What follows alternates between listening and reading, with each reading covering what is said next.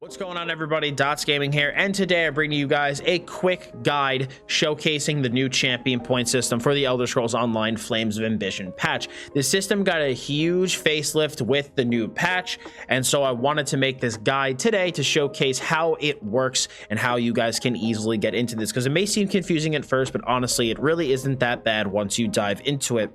Now, the first big thing you're going to notice is that there are 3 different trees now instead of the myriad that we used to have. We have the warfare tree, which deals primarily with increasing our offensive potency as well as increasing our defensive mitigation, our defensive power to reduce damage that we take. Fitness has to deal with reducing the cost of core gameplay mechanics like block, dodge roll, etc. Sprint. And then you also increase your armor with this tree, and you can also increase your health with this tree. Finally, our crafting tree is mostly like a quality of life tree. It can increase things like stuff to do with your mount, increases the amount of gold that you gain. You can loot better loot from treasure chests, stuff like that. It's basically kind of like a miscellaneous quality of life tree. You can just kind of have some fun with this and do whatever you want. You can maybe get some good RP value, especially out of this if you're like a thief character, for example. But in terms of how the system actually works now, there are 2 different types of stars within these big trees. There are passive stars and slottable stars, because you might be looking at that bar at the top and going, okay, I don't know what that is. So a passive star is anything that you can invest points in and you just get the value from that star. So for example, Eldritch Insight. As I invest points into this, as you can see, I gain magicka when I hit certain breakpoints, okay? Whenever I hit those breakpoints, I get increased magicka, and as long as I have points in this star, that magicka is going to be added to my character, and I'm going to have it. But on the flip side, there are certain stars, as you can see, it says at the bottom, add the champion bar to activate. I can invest a full 50 points into this star for 1300 magicka, but the only way that I'll actually gain this magicka is if I take this CP star and put it up here. Which means, and as you can see, there's basically 4 slots per color, which means that while you can gain all of the passive bonuses if you invest the points into, from the stars that say add to champion bar to activate, aka the slottable stars, you can only use 4 of them at a time. So you need to be very selective with which ones you want to use for your build. Now, in terms of how to actually unlock the stars, though, you need to basically, because you can see there's like 3 different points that you can start here, right? So you have to start at a point. So let's say we start at tireless discipline. Okay, as you notice now, this unlocked, or excuse me, these 2 unlocked, the ones right next to it. When I take these points out, I can't place points in here. But the second that I place points into tireless discipline, I can now go into extended might and staving death. And you're going to notice that these ones look a little bit different. They're like layer CP. You can go in and place more points into here. As you can see, you have to start with piercing to get to flawless ritual or to war mage. But to actually be able to, let's say, go from extended might to deadly aim, you only need to put up enough points to get you 1 stage of bonus. Okay, so now you can see we have piercing at 10.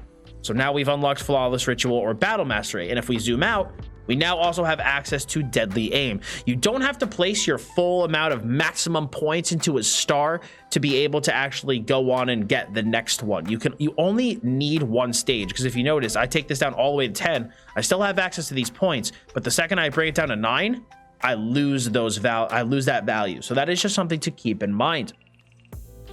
But in terms of the new CP cap, because I'm sure you're going to wonder, like, okay, well, I know the CP cap used to be 810. Like, how does that work now? Now, while gear cap is still champion point 160, the top gear cap, or excuse me, the top CP cap is a bit different now.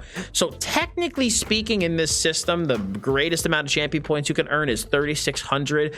But from my research and what I've been able to tell about like how many effective points you'll actually really be able to take value out of, you're looking at the mid 2000s, which definitely seems very high, because it is. But thankfully ZeniMax did adjust the experience curve for this, so it's going to greatly increase the amount of experience that you earn, especially at like the mid levels of CP now. So it's not like you're gonna, you think about the amount of experience that you used to take to actually level up, especially as your champion points got towards like 1,000, 1,200 ish. They've actually increased the curve now. So like in the thousands, it's a bit quicker, but I know that the number definitely seems super daunting. You know, seeing level 2000 is pretty crazy. But with the experience curve, it's not as bad as it seems. So you'll be able to just grind and earn those champion points in a lot of different ways to then be able to slowly increase your character's power over time with this new system.